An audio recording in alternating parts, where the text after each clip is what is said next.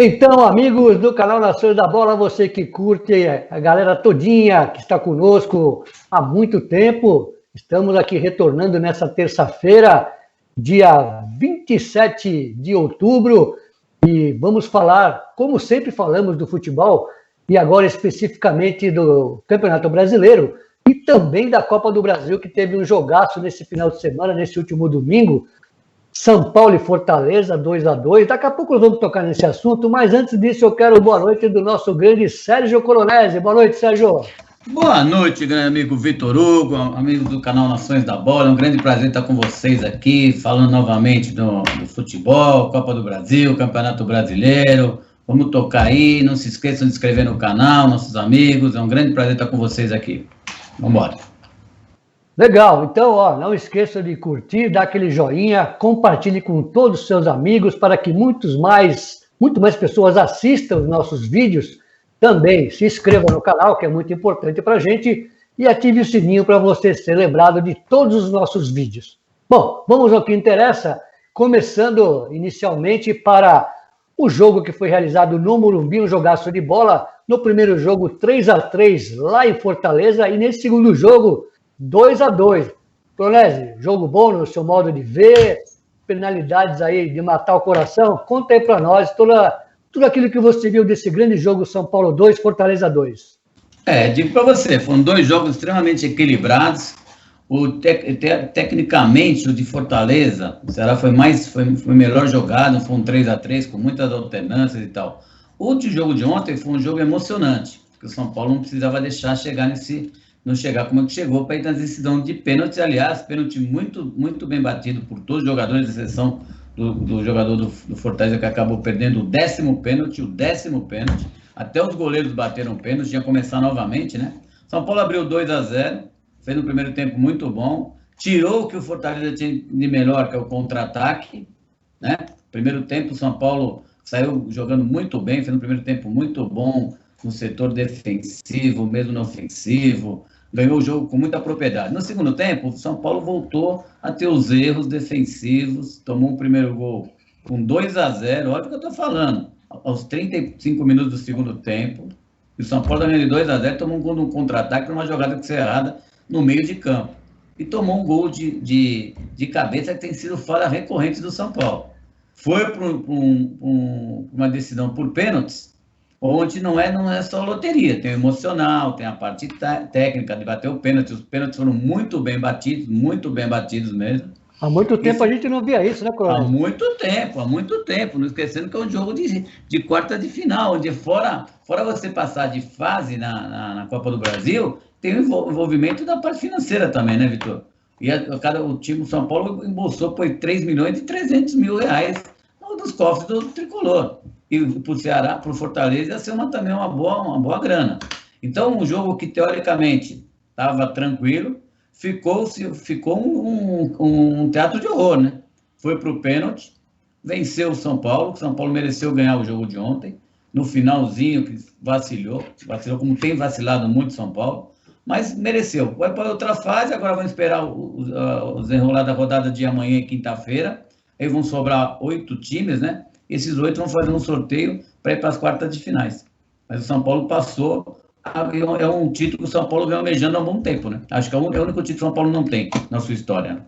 É verdade. Coronel, no meu entendimento, o Fernando Diniz cometeu um grande erro. Ele cometeu alguns equívocos no jogo, mas para mim o grande erro dele foi não ter colocado, depois que o São Paulo fez 2-0 ou tomou 2-1, um jogador de velocidade para puxar o contra-ataque. O São Paulo tinha todas as possibilidades de fazer um gol no contra-ataque, mas não, ele só colocou jogador pesado, jogador lento, no caso do Pablo. Ele deixou de colocar, por exemplo, um Romarinho, vamos dizer assim, um Romarinho do Fortaleza, um David do Fortaleza, que são jogadores rápidos, Osvaldo. O São Paulo não tem um jogador nesse estilo, ou pelo menos tirou aqueles que poderiam fazer esse tipo de jogada. Então, o que acontece? O Fortaleza, a gente via nas câmeras de televisão, os zagueiros do Fortaleza jogando dentro do campo do São Paulo. Ou seja, qualquer fugida, qualquer escapada do São Paulo colocaria um atacante veloz na cara do gol. E isso, para mim, foi o maior erro do Fernando Diniz? Eu gostaria que você apontasse outros que você viu durante o jogo. Sem dúvida nenhuma, você matou a charada, porque você falou o seguinte, nesse aspecto, sempre nesses últimos jogos, Paulinho Boia, Toró, tem entrado, e Elinho tem entrado em todos os jogos. Mesmo não sendo craques, né, Colo? É um jogador típico desse tipo de jogada, né? Com certeza. Ele tirou o jogador que estava fazendo uma partida excelente hoje, que é o Gabriel Sara, que é um jogador que mete a bola, aparece para jogar. Ele tirou isso daí, pôs o Arboleda, pôs o Pablo, que é um jogador mais lento, para puxar os contra-ataques. Ficou um negócio. O Diniz ontem não foi feliz. Não foi feliz. E por pouco não joga por terra a classificação do São Paulo. Você viu, nós estávamos assistindo o jogo 2-0, São Paulo estava tranquilo no jogo. O Fortaleza tinha criado 2 jogadas de contra-ataque. É que o São Paulo não podia ter feito isso, não dava chance do contra-ataque. Diferentemente do que foi o jogo lá no Ceará, em Fortaleza, no domingo passado. Então o São Paulo estava com a faca e o queijo na mão, não soube cortar e quase se lambuza, hein? E quase se lambuza. Que foi para os pênaltis, numa decisão muito emocionante, principalmente para quem não tem vínculo com nenhum dos times e fica vendo o pênalti, que é um negócio emocionante, mas foi muito bem batido. Mas o São Paulo correu o risco da desclassificação sem precisar fazer isso daí. O Fernando Diniz não foi feliz ontem na substituição, não. Sempre matou com muita propriedade. E uma coisa que eu observei, Coronese, o Diego Costa, zagueiro do São Paulo, ele acabou colocando emoção no jogo. Ele perdeu uma bola no meio-campo, num passe de 2 metros. Ele colocou errado o seu companheiro, o jogador do Fortaleza, no círculo central, recuperou a bola e em velocidade foi para cima da zaga. Quer dizer, um erro infantil de um jogador recém-juvenil. Ou seja, é um erro inadmissível para um jogador de futebol, apesar que ele é jovem, é um bom jogador, tem muito ainda a aprender, né? Mas um erro que acabou custando, naquele momento do jogo, 35 minutos, se não toma um gol com aquela falha, o São Paulo teria muito mais possibilidades de não sofrer tanto quanto sofreu, né, Colo? Concordo plenamente com você, não tem a dúvida, e é um bom zagueiro, esse menino é um bom zagueiro, tem muito a evoluir no futebol, entrou bem no São Paulo, ganhou a posição, está fazendo uma dupla muito equilibrada com o Bruno, os dois acertaram a defesa ali de São Paulo. Inclusive, ele até se redimiu, porque, se eu não me engano, esse foi o 7º ou 8º, o 7º pênalti ele bateu, e bateu muito bem. Bateu muito bem. Normalmente o jogador poderia tremer até pela falha, porque o jogador sabe quando erra, né? O jogador sabe quando erra. Então ele teve muita personalidade. Foi um negócio, um capítulo gostoso que eu vi nisso aí. Eu fiquei feliz de ele pegar o pênalti, assumir. Lógico, tinha que bater e bateu muito bem. Então o menino tem muito a evoluir, mas não pode acontecer um erro fatal. Que colocou o Fortaleza no jogo. Aos 35, ainda tinha mais 10, e o São Paulo tomou um gol de bola parada novamente, a bola foi uma falta batida, voltou, o Juninho, que bate muito bem na bola, o volante do Fortaleza, pôs a bola na cabeça do quarto zagueiro. Um erro de posicionamento, e tem sido recorrente na defesa do São Paulo isso daí.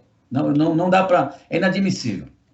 É isso aí. Agora, para encerrar o assunto São Paulo e Fortaleza, Colonese, acho que ficou bem o último pênalti ser marcado pelo Léo, que não gosta de ser chamado de Pelé, mas o Léo bateu como Pelé, né?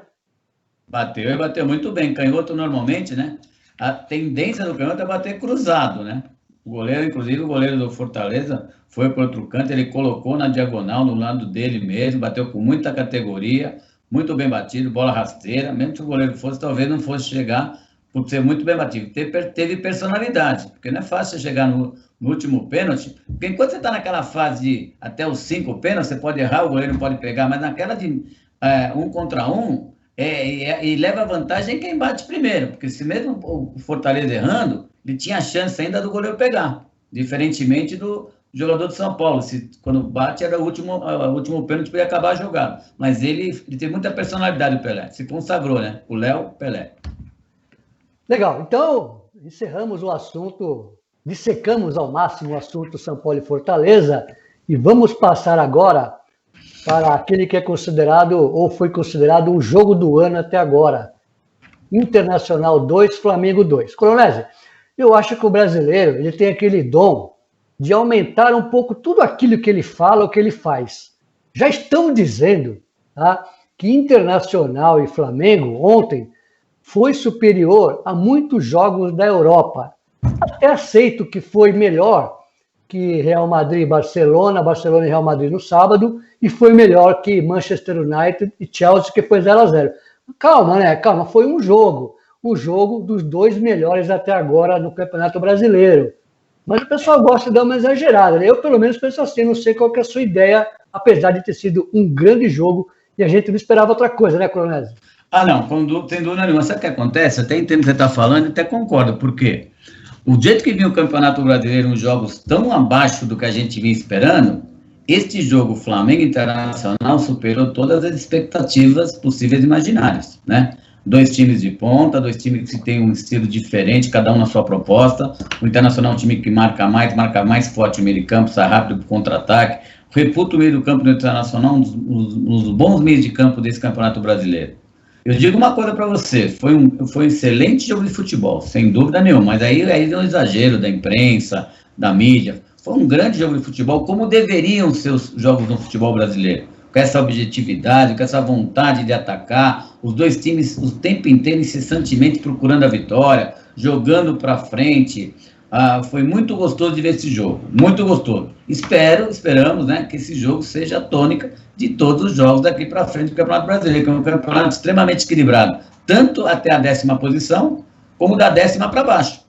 Depois a gente vai falar um pouquinho mais para frente, se você pegar a tabela de pontuação, do 10º colocado, que é o Ceará, com 22, até o Vasco, o primeiro da zona de rebaixamento, são 4 pontos de diferença. É de 18 para 22. Vejam como está esse campeonato. E para cima também. Se você pegar o Palmeiras com 24 contra 35 do Internacional, nós estamos falando de 11 pontos aí. Então o campeonato está muito equilibrado. Então esse jogo de ontem, dentro dessa euforia da imprensa, porque o jogo a gente tinha acompanhado, feito bastante jogos aí, você há de convir comigo que tem alguns jogos sofríveis para a gente fazer. Sofríveis. Mas esse jogo foi muito bom.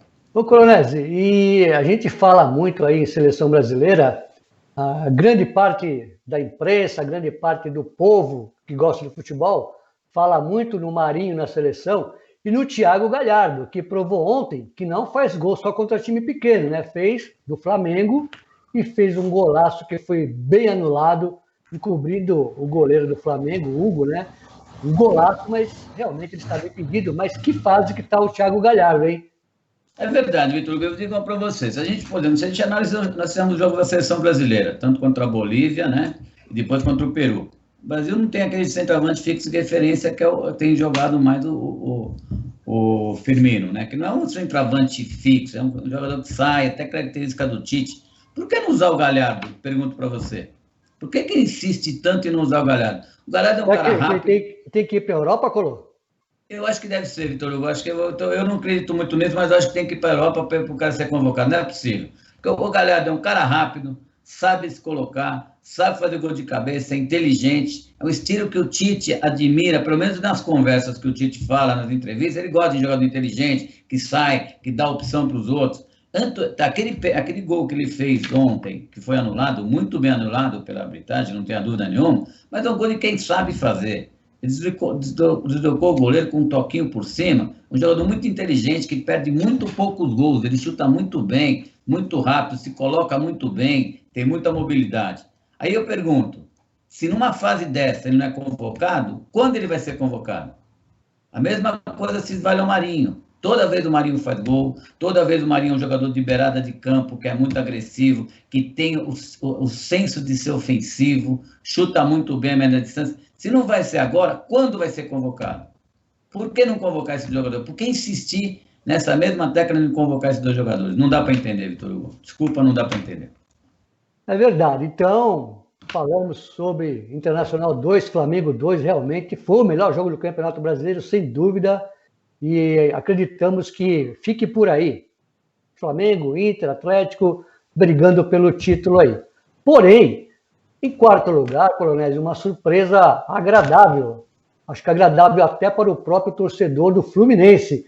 Esse Fluminense que venceu o Santos por 3-1, que para muitos foi uma surpresa. Agora, eu queria que você também analisasse esse jogo e mais um gol do Marinho, uma fase excepcional, e dando aquele famoso soco no ar do Pelé. Aproveitou a data, né, de outubro, que o Pelé fez 80 anos, o nosso grande Pelé de Arantes do Nascimento, né, uma referência no mundo inteiro, né? Um dos maiores jogadores de futebol que eu vi jogar, um dos maiores não, foi o maior, né? Não tenha dúvida nenhuma, né? Então ele aproveitou e socou. Eu vi até uma parte da imprensa que deviam falar assim que ontem o Léo Pelé, quando bateu o pênalti, devia fazer a mesma coisa, sair socando o ar como o rei, né? Bem lembrado. Eu vi uma imprensa falando isso aí, que devia fazer, né? Aí o marketing, né? O pessoal bobeou no São Paulo. Mas eu digo uma coisa para você, esse campeonato está muito, muito legal de ser visto, né?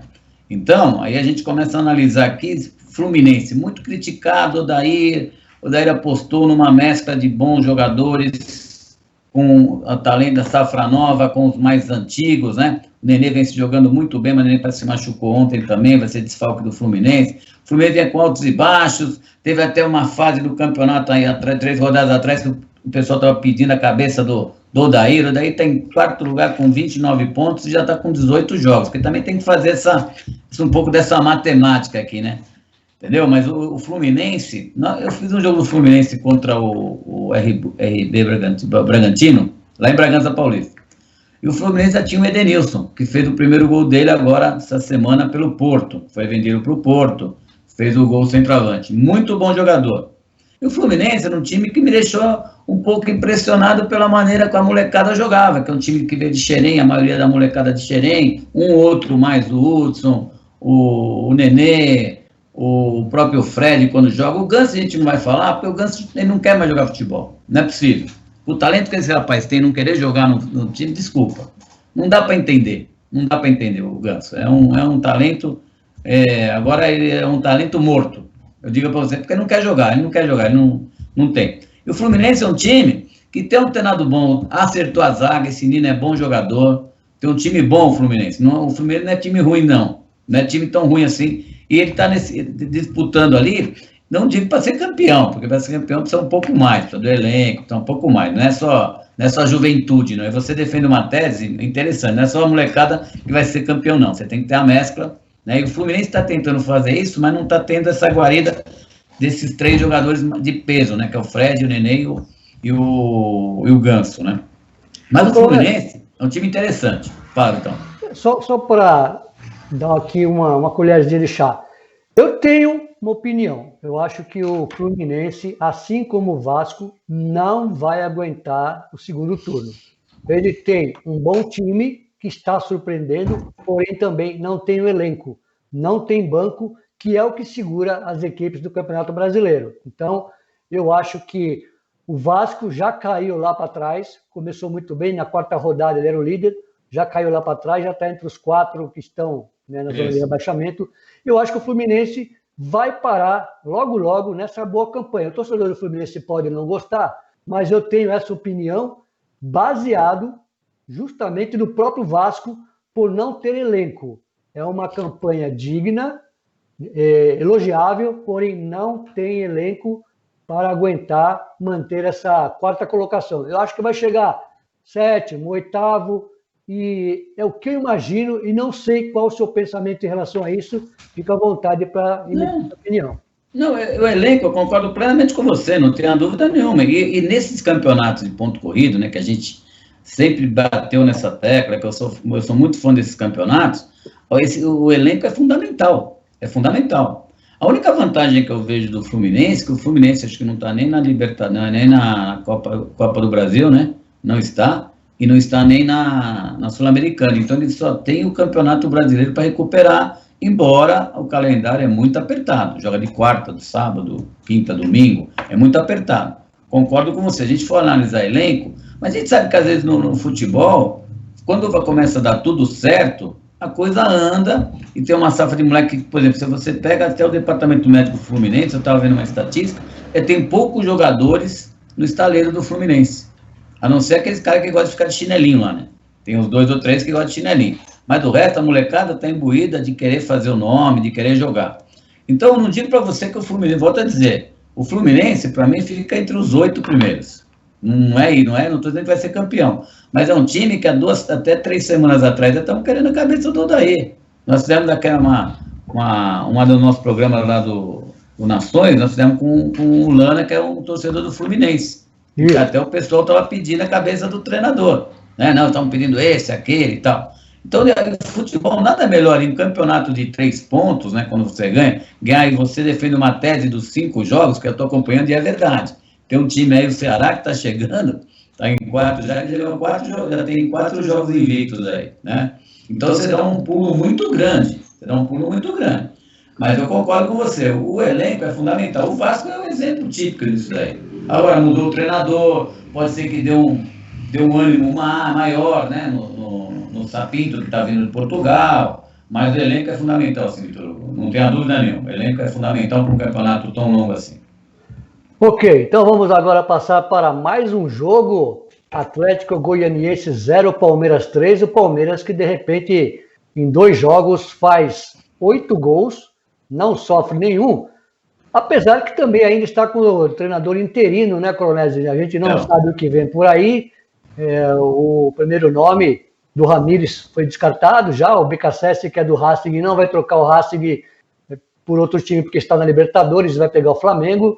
Então, o novo treinador, esse que está interino, pelo menos está mantendo aí aquilo que se esperava do Palmeiras, né? Ganhar do Tigres e ganhar do Atlético Goianiense, no meu modo de entender, o placar até de certa forma elevado, não vi o jogo, mas o placar surpreende, porque esse Atlético Goianiense ganhou do Flamengo lá no começo por 3-0 e ganhou de algumas equipes do Rio. Uma boa vitória do Palmeiras, né, Colô? Sem dúvida nenhuma, muitos times grandes, inclusive um dos líderes do campeonato, um dos times de melhor elenco no Brasil, que é o Flamengo, perdeu de 3-0 para o Atlético Goianiense na primeira rodada do Campeonato Brasileiro, lá em Goiânia, né? Ganhar lá não é fácil. Quem viu o jogo e viu os gols, vai falar assim, pô, mas vocês estão falando, mas o Palmeiras tomou, os caras deram 2 gols para o Palmeiras. De fato, foram 2 falhas da defesa do Atlético Goianiense. O primeiro gol, o menino entrou desde o meio do campo sozinho numa falha, e outra do goleiro, que agora está sendo recorrente, saindo jogar com o pé, e o goleiro deu a bola no pé do Luiz Adriano. Foi 2-0. Mas tá bom, foi falha, tem a torcida mesmo, tem torcedores do Palmeiras, que é uma torcida extremamente exigente, né? Porque teve grandes times, academia. O torcedor do Palmeiras, mesmo ganhando, tá mal, né? Nunca tá bem o torcedor do Palmeiras. Mas fez 3-0. Não tomou nenhum gol, mostrou uma consistência. E fez uma coisa que há muito tempo a gente vinha cobrando, até do Luxemburgo, o Palmeiras, que tem os jogadores rápidos pelas beiradas de campo, ontem jogou com 2 pontas, jogou com Rony e jogou com Wesley, que é um menino novo, que vem fazendo boas partidas pelo Palmeiras, tem sido um grande destaque. Então o Palmeiras ontem jogou diferente, jogou mais para frente, jogou com mais proteção na defesa, mesmo com o Tigres, ganhou do Tigres, ganhou do Atlético Goianiense, mas ganhou. São 2 jogos, dá moral, fez 7 gols, não tomou nenhum. Isso vai fazendo com que o time cresça na competição. Vai tomando corpo. Agora, do treinador, o Palmeiras está com um grande problema para contratar um treinador dentro do que eles estão buscando aí fora. Porque já teve 3 recusas para vir para o Palmeiras. O Colô, eu te interrompendo aqui. O Cebola, e agora me falha o nome dele, mas o apelido dele é Cebola. Andrei. O nome dele é Andrei. Isso, o Andrei continua lá, mas não pode cair o Palmeiras do erro dele ganhar o próximo jogo e querer mantê-lo, né? Porque o que acontece é que todos devem ter uma oportunidade, mas se o Palmeiras já saiu à caça de um treinador, vamos dizer assim, estrangeiro, e ficar com o Cebola, na primeira ou segunda derrota dele, a torcida vai para cima, né?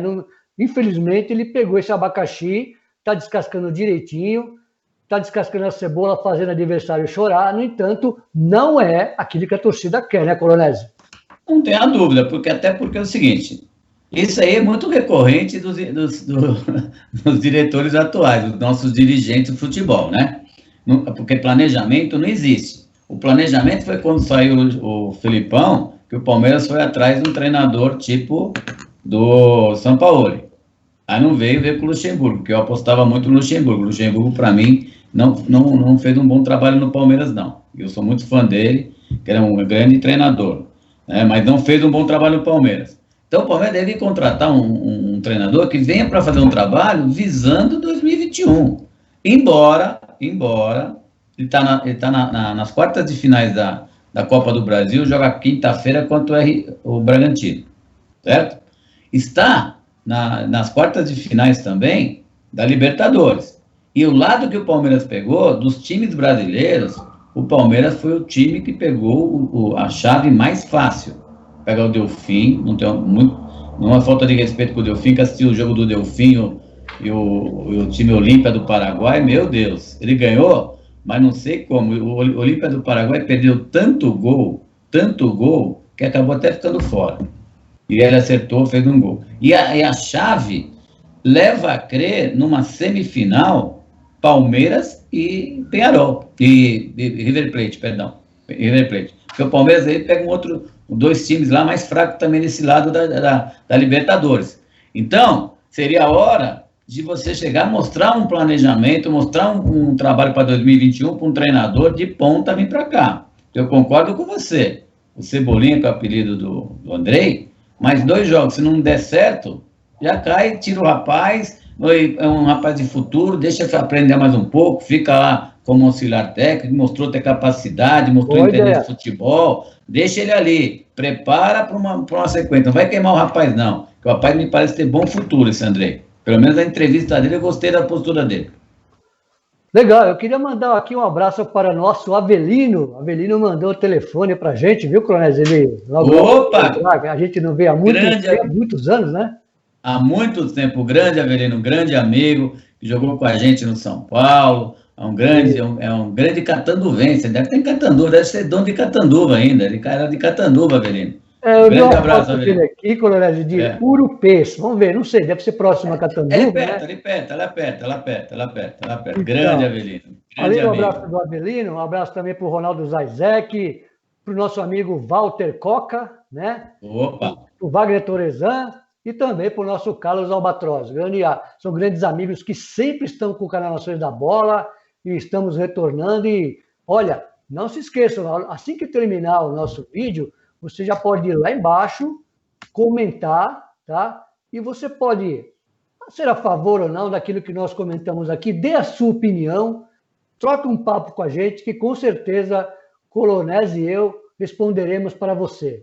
Tá bom? Colonese, eu vou falar agora da classificação do Campeonato Brasileiro, que está da seguinte forma: o Internacional de Porto Alegre é o líder com 35 pontos, em segundo o Flamengo também com 35, porém no saldo de gols o Inter é o líder, terceiro o Atlético Mineiro, que perdeu essa oportunidade ao empatar com o Sport em 0-0, o quarto, a grande surpresa, Fluminense, 29 pontos, o quinto é o São Paulo com 27, mas com 15 jogos, 3 a menos que os demais.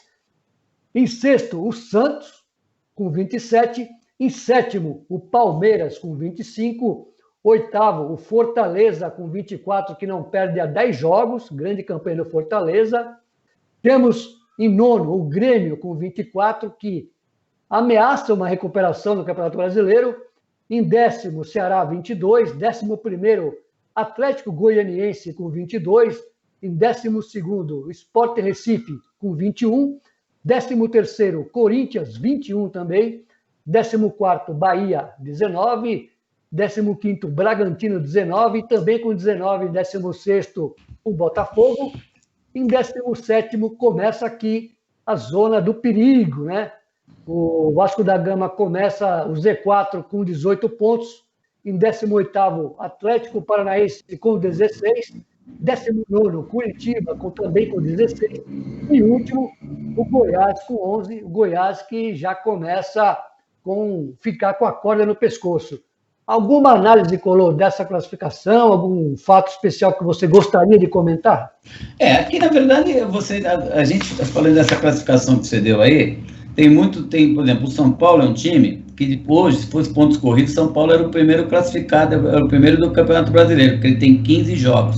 Ele tem 3 a fazer ainda, que é o da primeira rodada contra o Goiás, que é o da 16ª rodada contra o Ceará, esses dois jogos fora de casa, e o da 18ª rodada, que se complementou esse fim de semana, que é contra o Botafogo, que é no Morumbi, por conta que não teve esse jogo por conta da Copa do Brasil.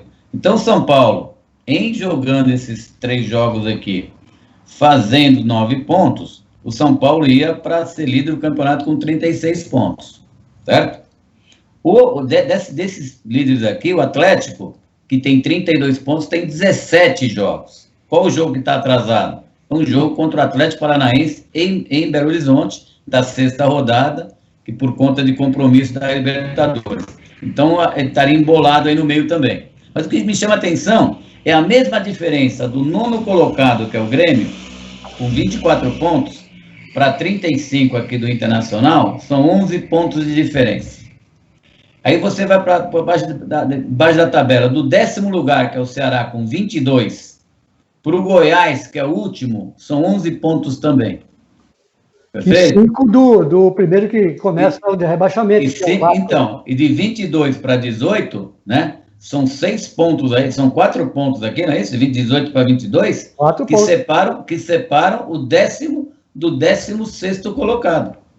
E aí tem times grandes aí, né? Tem Corinthians, tem um monte de gente aí, né? Que vai embolar esse negócio aqui. Então, qualquer descuido, é interessante esse campeonato. Então, nós estamos com uma diferença aqui muito pequena para os dois lados da tabela. E eu digo uma coisa, eu estava analisando aqui, né? Você olhando, ontem nós estamos comentando agora Internacional e Flamengo, né? Foi um jogo muito bem jogado, dois times de ponta. Eu também assisti Atlético Mineiro e Sport. O estilo de jogo é totalmente diferente do Atlético Mineiro. É um time que tem muita força, muita pressão, sufoca o adversário, não deixa o adversário jogar, intensidade, aquela coisa, mas não tem uma técnica refinada, diferentemente de um Pedro do Flamengo, que faz uma jogada com categoria, que faz um Gerson, não tem um Edenilson que leva uma bola, um Patrick, o próprio Thiago Galhardo. Não sei se eu estou me fazendo entender. O time do Atlético é um time de muita força. Tem o Natan, que é bom jogador, mas ainda falta um centroavante. Tem o Keno, que é muito rápido. O homem-gol. Aquela jogada mais trabalhada, aquela jogada de mais envolvimento. O Atlético é um time que marca muito forte, não sufoca, não deixa os caras pensarem. E ele está sempre perto do gol. É uma estratégia, Mas no conto geral, nos jogos, por exemplo, esse fim de semana vai ter um jogo muito interessante lá no domingo. Segunda-feira, Palmeiras e Atlético Mineiro de São Paulo. Eu estou louco para ver esse jogo. Tem São Paulo e Flamengo domingo. Observa a sua bateria aí, para estar dando uma sumida, vê se a sua bateria está ok. Por favor, só para a gente não perder o contato. A minha bateria está ok. Vê se eu dei alguma coisa errada aí. Entendeu? Continua o seu raciocínio, por favor. Então esse campeonato está extremamente interessante. E a pandemia vai estar mudando cada dia, então tem um jogador que não joga, outro aqui, então está muito legal esse campeonato, está muito equilibrado e muito diferente dos outros campeonatos, né? Tanto para baixo quanto para cima, está muito legal. Essa rodada de fim de semana, eu tinha marcado aqui, ó, tem Corinthians Internacional, Flamengo e São Paulo, Palmeiras e Fluminense, Palmeiras e Galo. Um outro jogo interessantíssimo, Fortaleza e Fluminense. Fortaleza está em 8º, Fluminense em 4º. O Fortaleza também tem 16 jogos. Tem dois para atrás ainda. Então ele tem o Vasco fora e o Bahia. Não, o Vasco em casa e o Bahia fora, atrasado. Que o Fortaleza pode aspirar, se ganhar esses pontos, pode com 30 pontos, estaria em 4º colocado hoje. Então, esse campeonato ainda não está todo mundo na mesma escada, não está no mesmo degrau. Tem 2 para trás, 3 para lá, 1 para cá. Olha que nivelar, vai ficar muito legal esse campeonato aí. Olha, Coronel, só lembrando que o Atlético Mineiro contra o Sport chutou 26 bolas em gol, porém só 9 foram no gol. Mas a quantidade de oportunidades perdidas pelo Atlético foi assim, uma coisa impressionante. Lembrando que o Sport só chutou 3 vezes, e esses 3 chutes foram após os 40 minutos do segundo tempo, e 2 deles de falta para fora. Então é uma coisa assim que não dá para acreditar que o Atlético empatou com o Sport e perdeu 2 pontos importantíssimos. E, bem como você falou, faltou alguém para empurrar essa bola para dentro, um número 9 ou um atacante que tenha o faro do gol, né, Colô? Com certeza, Vitor Hugo, com certeza. O Atlético falta esse jogador aí. Você imagina o Pedro jogando no Atlético Mineiro? Se encaixaria, seria um grande jogador. Um grande jogador pela movimentação do Pedro. O Galhardo jogando no Atlético Mineiro, que é um jogador rápido, um jogador insinuante. Então, falta esse jogador de um centroavante para o Atlético Mineiro. É isso aí. Bom, pessoal, chegou a nossa hora, valeu. Nós, assim, falamos sobre os principais classificados, demos toda a classificação do Campeonato Brasileiro, falamos de Copa do Brasil. E vamos, então, encerrando. Eu queria agora pedir o boa noite do nosso Sérgio Colonese. Boa noite, Colonese. Boa noite, Vitor Hugo. Boa noite, nossos ouvintes do canal Nações da Bola, nossos grandes amigos, né? Eu também, o Vitor falou, e a gente acaba esquecendo de mais alguém. O Wagner Torresan também está sempre com a gente. O Carmen Sposati, o Chicão, a Ana Lúcia, a Elaine, que não perde um programa da gente aí. Aí vai ter um monte de gente. Aí que a gente vai ser até meio indelicado com as pessoas, né? Pode escrever pra gente aqui no celular pra gente falar o nome, né? Que a gente tem tanta gente tá pensando, né, isso aí, ficar tocando. Então, um grande abraço para vocês. A gente tá sempre junto aí. É um grande prazer estar falando com vocês. Vitor Hugo, um grande prazer estar com você novamente, batendo esse papo aqui. Logo, espero essa pandemia acabe, a gente vai estar junto novamente, fazendo ao vivo, direto, na pizzaria, batendo um grande papo aí. Um grande abraço a todos, uma boa noite. Quinta-feira nós falamos de novo. É isso aí, logo, a gente imagina assim, estamos torcendo bastante para que tudo isso acabe, para a gente comece a voltar ao nosso antigo ninho, que era na pizzaria de Rafa, e lá nós trazíamos nossos convidados, fazíamos tudo ao vivo, inclusive jogos também, em breve voltaremos, e queremos também, né, logicamente, depois do bate-papo a gente comia aquela pizza maravilhosa, né, oferecida pelo nosso grande amigo Zeca. Bom, nós vamos ficando por aqui. Um grande abraço também para todos da Clube Físio que está sempre conosco. Você que joga uma bola no final de semana, você que quer se tratar rapidamente de qualquer lesão que você tiver, vá no Instagram e procure e clique e vá lá no @Clube Físio, tá? Acesse @Clube Físio. Valeu, rapaziada. Curte, compartilha, se inscreva. Ative o sininho, esteja com a gente. Quinta-feira nós voltamos. Valeu. Tchau, tchau, hein?